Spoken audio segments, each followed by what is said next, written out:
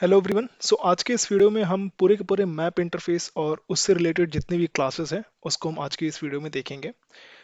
अभी तक जो भी चीज़ें हमने पढ़ी है, अगर मैं उसको एक बार फिर से रिकॉल कराऊं, तो कलेक्शन फ्रेमवर्क जब हम स्टार्ट किए थे पढ़ना, तो उस टाइम पे आपको याद होगा कि हमने मेजरली अपने पूरे के पूरे कलेक्शन फ्रेमवर्क को दो पार्ट्स में बांटा था। एक आपका ये कलेक्शन इंटरफेस और सेकंड आपका ये मैप इंटरफेस। कब हमें कलेक्शन इंटरफेस की तरफ जाना चाहिए, कब हमें मैप इंटरफेस की तरफ जाना चाहिए, ये भी आई थिंक सबको क्लियर होगा। तो जब भी हम रिप्रेजेंट करना चाहते हैं group of object as a single entity, then we should go for a collection interface side. और अगर if you want to represent a group of object as a key value pair, then we should go for a map interface. ये पूरी की पूरी story हमने already अपने पुराने वाले वीडियोस में पढ़ रखी है। तो जिन लोगों ने भी मेरा अभी तक पिछले वाले वीडियोस को अभी तक नहीं देखा है, आई विल रिकमेंड कि आप मेरे पिछले वाले वीडियोस को पहले आप देख लो। उससे आपको कॉन्सेप्ट काफ़ी क्लियर हो जाएगा। और जिनको लगता है कि हमें collection framework collection interface already आता है, हमें डायरेक्टली मैप इंटरफेस को ही पढ़ना है, देन आप इस वीडियो को कंटिन्यू कर सकते हो। बट बेटर ये होगा कि आप मेरे पिछले वाले वीडियोस को एक बार आप भी देख लो। ठीक है, तो आज के इस वीडियो में टोटल मैप इंटरफेस के बारे में पढ़ेंगे। मैप इंटरफेस और उसके कौन कौन से चाइल्ड क्लासेस हैं। लाइक मैप इंटरफेस, उसका चाइल्ड इंटरफेस आपका सॉर्टेड मैप है। उसके अलावा मैप इंटरफेस का direct child class hash map, then linked hash map, और उसके साथ में ट्री मैप। ये तीन क्लासेस और दो इंटरफेस के बारे में हम पूरी के पूरे इस वीडियो में पढ़ेंगे। बिना टाइम वेस्ट किए हम स्टार्ट करते हैं अपना आज का टॉपिक। तो हम चलते हैं अपने नोट पे, मैप इंटरफेस। देखिए, कब मैप इंटरफेस यूज करना चाहिए ये अभी तक क्लियर हो गया है। Map is not child interface of collection, ये हमने ऑलरेडी अपने पिछले वाले ग्राफ में देख लिया है। Now if we want to represent a group of object as a key value pair, then we should go for a map interface. Otherwise अगर सिंगल वैल्यू आपको स्टोर करना है, देन मैप इंटरफेस की तरफ आपको नहीं जाना चाहिए, आपको कलेक्शन इंटरफेस की तरफ जाना चाहिए। अगर आपको group of object as a key value pair he store कराना है, देन मैप इंटरफेस की तरफ आपको आना चाहिए।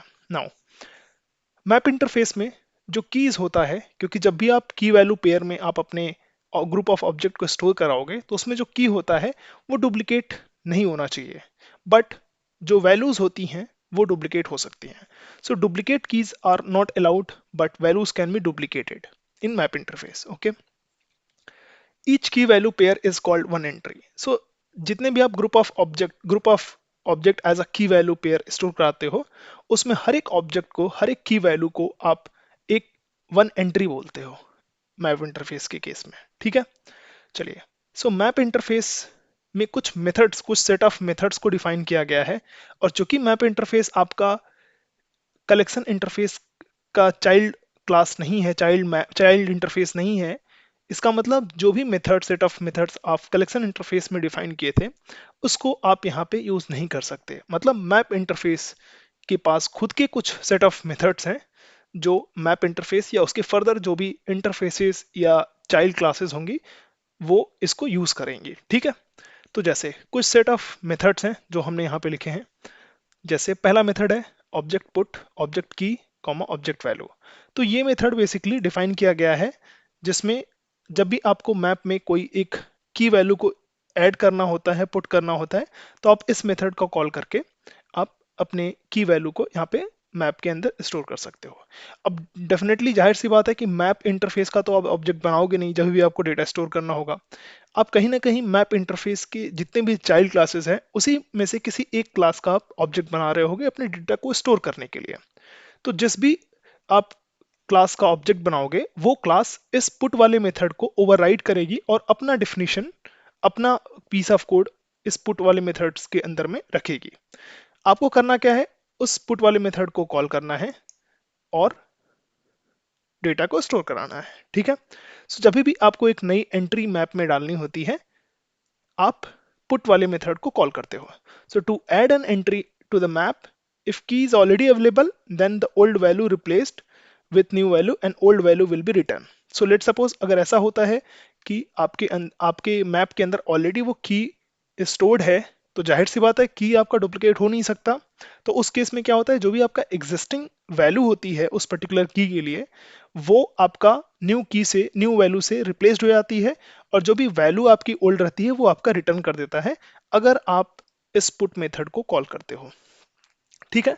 सिमिलरली आपको एक और मेथड मिलता है पुट ऑल। ये मेथड आप तब यूज करते हो जब आप पूरे के पूरे मैप को ही एक बार में इंसर्ट करना चाहते हो।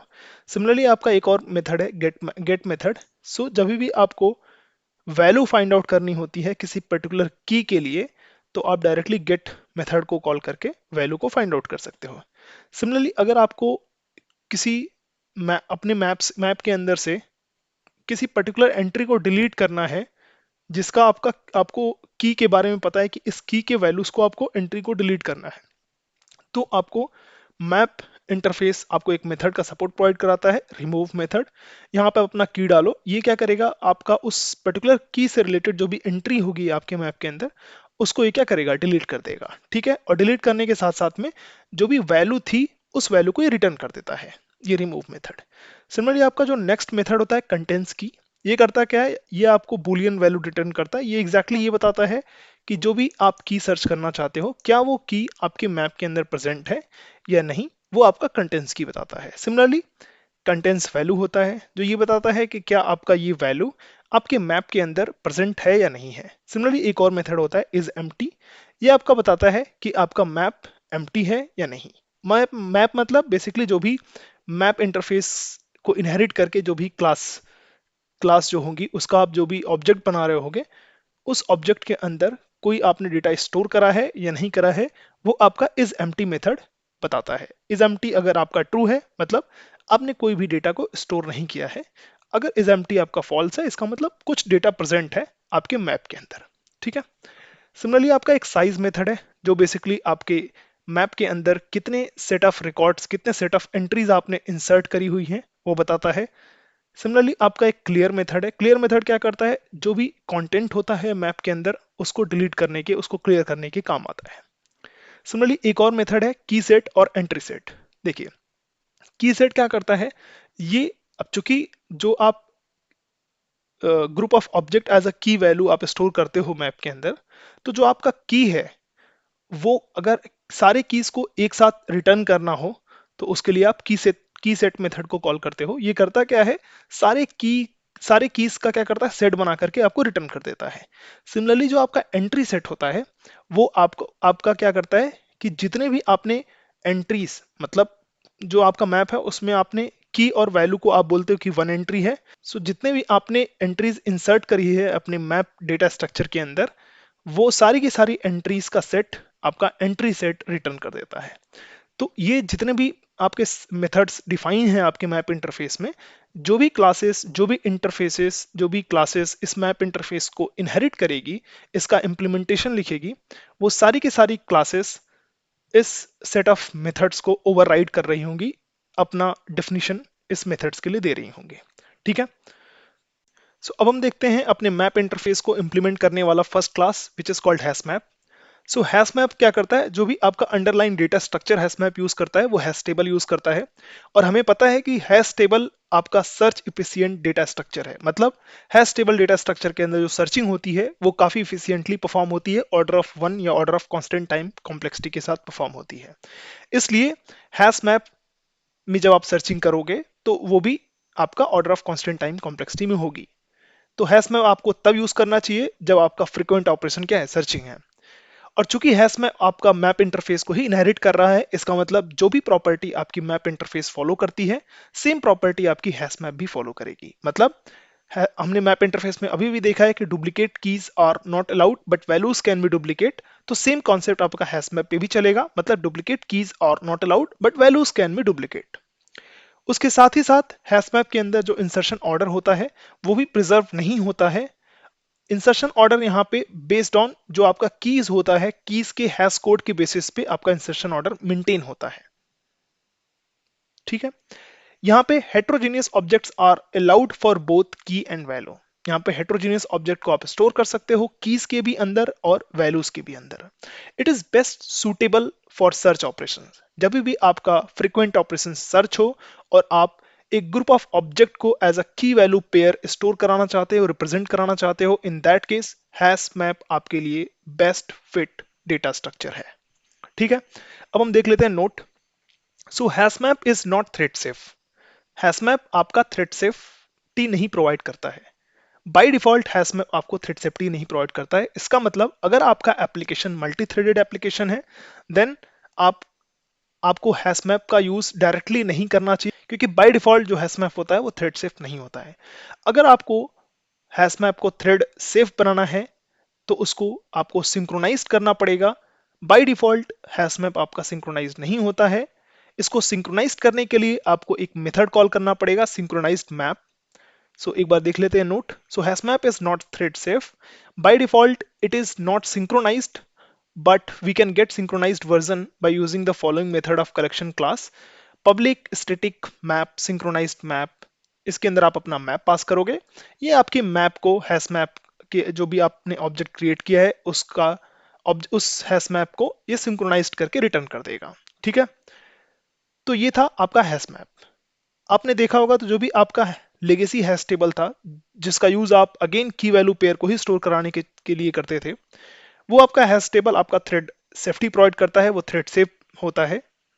ठीक है, बट चूंकि वो थ्रेड सेफ होता है इसलिए परफॉर्मेंस वाइज आपका हैश मैप बेटर होता है हैश टेबल से। ठीक है, चलिए, तो अगेन अगर आपको अपने मल्टी थ्रेडेड एप्लीकेशन के लिए की वैल्यू पेयर को स्टोर कराना है देन आप हैश टेबल की तरफ भी जा सकते हो। बट अगर आपको अपने सिंगल थ्रेडेड एप्लीकेशन के लिए की वैल्यूज पेयर को स्टोर कराना है जहां पे आप इंसर्शन ऑर्डर डजंट मैटर कि आपका सेम इंसर्शन ऑर्डर मेंटेन हो जो इस ऑर्डर में आप इंसर्ट कर रहे हो, देन आप हैश मैप का यूज कर सकते हो। अब हम देखते हैं, जाहिर सी बात है अगर आप हैशमैप क्लास का यूज करोगे अपने डेटा को स्टोर करने के लिए तो सबसे पहले तो इसका ऑब्जेक्ट बनाना पड़ेगा। ऑब्जेक्ट बनाना पड़ेगा मतलब हैशमैप क्लास के कंस्ट्रक्टर को कॉल करना पड़ेगा।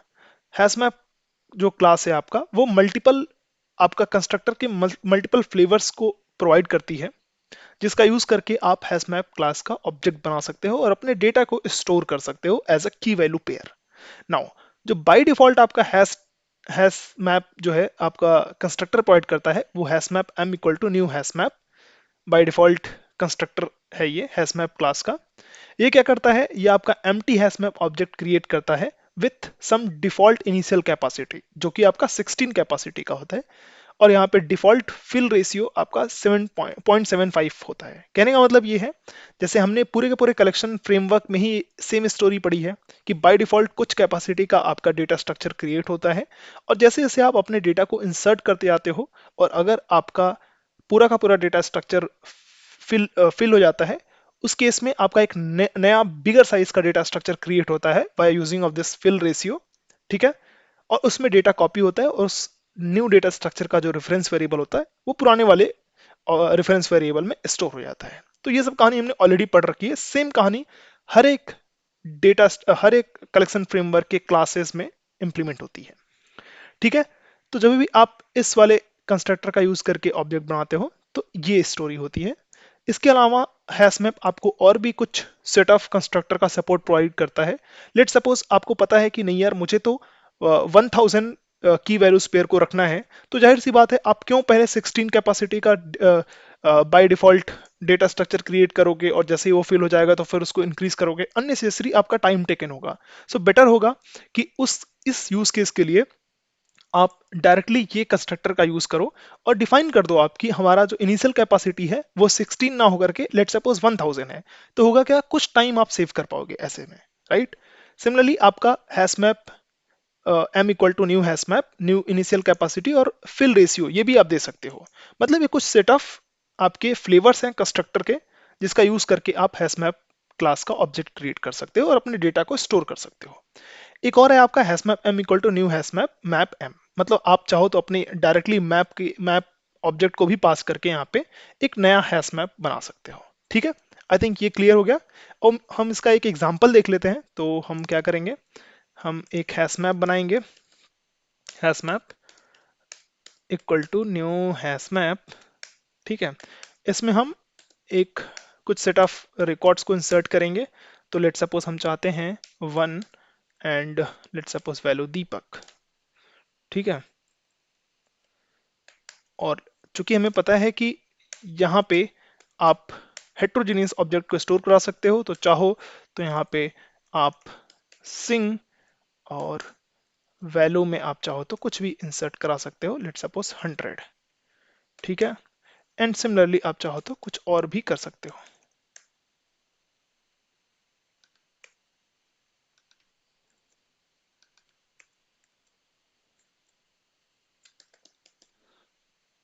ठीक है, एक और एंट्री इंसर्ट करते हैं हम, हैशमैप डॉट पुट, इसके अंदर लेट सपोज 200, 300। ठीक है, अब इसको अगर आप प्रिंट करना चाहोगे तो हैशमैप को हम प्रिंट करेंगे, पूरा का पूरा data as it is print हो जाएगा। See 1 equal to Deepak, 200 equal to 300, Singh equal to 100। कहने का मतलब ये है जिस ऑर्डर में हमने डेटा को इंसर्ट किया था सेम ऑर्डर में हमारा प्रिंट नहीं हुआ है, मतलब इंसर्शन ऑर्डर यहाँ पे प्रिजर्व नहीं होता है, पहली चीज। सेकेंड चीज, आप हेट्रोजीनियस ऑब्जेक्ट स्टोर कर सकते हो की के भी अंदर और वैल्यूज के भी अंदर। हम देख पा रहे हैं यहाँ पे, हमने पहले वाले में की में इंटीजर स्टोर किया, सेकंड वाले में स्ट्रिंग स्टोर किया, राइट। सिमिलरली आपके वैल्यूज में भी हमने स्ट्रिंग कहीं पे स्टोर किया, कहीं पे हमने इंटीजर स्टोर किया, राइट। तो हेट्रोजीनियस ऑब्जेक्ट आप स्टोर कर सकते हो कीज के भी अंदर, वैल्यूज के भी अंदर। इंसर्शन ऑर्डर आपका प्रिजर्व नहीं होता है हैश मैप के अंदर। ठीक है, आई थिंक इतना क्लियर है। तो ये था आपका हैश मैप। अब हम चलते हैं अपने next class linked hash map की तरफ। सो देखिए, लिंक्ड हैश मैप आपका सेकेंड क्लास है जो आपके मैप इंटरफेस को इनहेरिट करता है। लिंक्ड हैश मैप और हैश मैप दोनों ऑलमोस्ट एग्जैक्टली सेम है, केवल डिफरेंस बस इतना सा है कि जो आपका हैश मैप होता है वो underline data structure hash table का यूज करता है, जबकि लिंक्ड हैश मैप आपका अंडरलाइन डेटा स्ट्रक्चर जो यूज करता है वो combination of hash table plus link list करता है। ठीक है, और लिंक्ड हैश मैप में इंसर्शन ऑर्डर आपका प्रिजर्व होता है। चूंकि यहाँ पे underline data structure link list का यूज हो रहा है, इसलिए यहाँ पे insertion order linked hash map में इंसर्शन ऑर्डर प्रिजर्व होता है। ठीक है, तो difference wise almost linked hash map और हैश मैप सेम है, only difference is underline data structure का, और यहाँ पे इंसर्शन ऑर्डर प्रिजर्व होता है लिंक्ड हैश मैप में, जबकि हैश मैप के अंदर इंसर्शन ऑर्डर प्रिजर्व नहीं होता है। Now coming to performance wise, so देखिए, चूंकि अंडरलाइन डेटा स्ट्रक्चर यहाँ पे भी हैश टेबल यूज हो रहा है, इसका मतलब यहाँ पे भी आपका जो सर्चिंग ऑपरेशन है वो काफी इफिशियंटली परफॉर्म होगा। बट अगर हम कंपेयर करें हैश मैप से, सो डेफिनेटली हैश मैप और लिंक्ड हैश मैप में हैश मैप परफॉर्मेंस वाइज थोड़ा सा बेटर है, बट यहाँ पे भी और हैश मैप दोनों के अंदर जो सर्चिंग होगी वो order of constant time complexity में ही होगी, order of one time complexity में ही होगी। ठीक है, तो इसको भी हम एग्जांपल के थ्रू देख लेते हैं। तो अगर हम सेम एग्जांपल में हैश मैप की जगह अगर हम लिंक्ड हैश मैप का यूज करते हैं तो यहाँ पे भी सेम चीज होगा, बस केवल डिफरेंस बस इतना होगा कि ये जो आपका इंसर्शन ऑर्डर है वो अब मेंटेन होके प्रिंट करेगा। ठीक है, तो अब हम इसको रन कराएंगे तो हमें आउटपुट सेम ऑर्डर में प्रिंट होगा जिस ऑर्डर में हमने डेटा को इंसर्ट किया था, सी।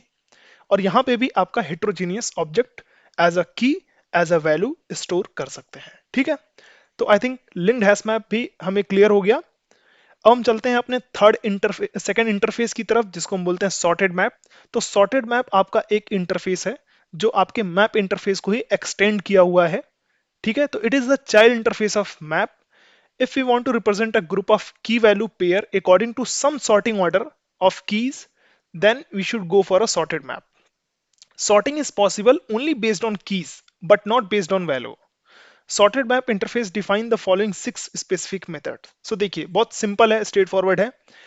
अगर आपको अपने की वैल्यूज पेयर को कुछ सॉर्टिंग ऑर्डर के बेसिस पे, कीज के सॉर्टिंग ऑर्डर के बेसिस पे अगर आपके डेटा को, अपने डेटा को आप इंसर्ट कराना चाहते हो, देन आपको सॉर्टेड मैप की तरफ आना चाहिए।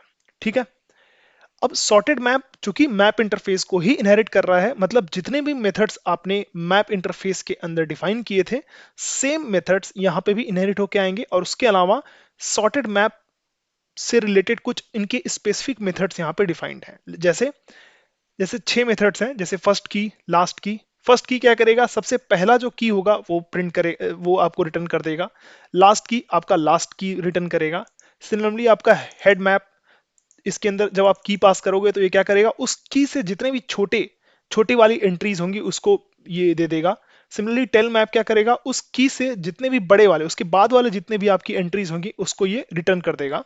सिमिलरली आपका सब मैप में क्या होता है, आप 2 की पास करोगे, उस की के बीच में जितने भी आपकी एंट्रीज होंगी वो आपका सब मैप रिटर्न कर देगा। और लास्ट आपका मेथड है कंपेरेटर, ये आपका बेसिकली कंपेयर करने के काम में आता है। ठीक है, तो सॉर्टेड मैप डेफिनेटली, अगर हमें सॉर्टेड मैप को यूज करना है, मतलब हम सॉर्टेड मैप का तो ऑब्जेक्ट बना नहीं पाएंगे जब भी बनाएंगे इसके किसी ना किसी जो भी क्लास इसको इनहेरिट कर रही होगी उस क्लास का हम ऑब्जेक्ट बना के डेटा को स्टोर करेंगे। तो सॉर्टेड मैप को अभी ट्री मैप क्लास इनहेरिट करती है। मतलब ट्री मैप जो है वो सॉर्टेड मैप के अंदर जितने भी क्लासेस जितने भी मेथड्स डिफाइन हैं उस मेथड्स को ओवरराइड करती है, अपना खुद का डेफिनेशन देती है वहां पे। सो ट्री मैप क्या होता है, अंडरलाइन डेटा स्ट्रक्चर आपका रेड ब्लैक ट्री यूज करती है। ठीक है, तो ट्री मैप क्या करता है, अंडरलाइन डेटा स्ट्रक्चर आपका रेड ब्लैक ट्री यूज करती है। यहाँ पे भी duplicate keys are not allowed but values can be duplicate. चूंकि ये भी आपका कहीं ना कहीं मैप इंटरफेस को ही इनहेरिट कर रही है, उसी की चाइल्ड चाइल्ड क्लासेस या इंटरफेसेस की बेसिकली चाइल्ड क्लास है। तो यहाँ पे भी सेम स्टोरी होगी, जो आपका मैप इंटरफेस प्रॉपर्टी फॉलो करता है सेम प्रॉपर्टी आपका ट्री मैप भी फॉलो करेगा। यहाँ पे भी आपका इंसर्शन ऑर्डर प्रिजर्व नहीं होता है। इंसर्शन ऑर्डर यहाँ पे प्रिजर्व इसलिए नहीं होता है क्योंकि यहाँ पे कीज के बेसिस पे आपका जो डेटा होता है वो सॉर्टेड ऑर्डर में इंसर्ट होता है। ठीक है, so all entry will be inserted according to some sorting order of keys. By default जो भी आपका सॉर्टिंग ऑर्डर होता है, नेचुरल सॉर्टिंग ऑर्डर, उसके बेसिस पे आपका डेटा इंसर्ट होता है। बट अगर आप चाहो तो अपना खुद का custom logic, custom sorting logic भी आप दे सकते हो। ठीक है, चलिए तो अब नोट देख लेते हैं। If we are depending on default natural sorting order, key should be homogeneous and comparable, otherwise we will get class cast exception।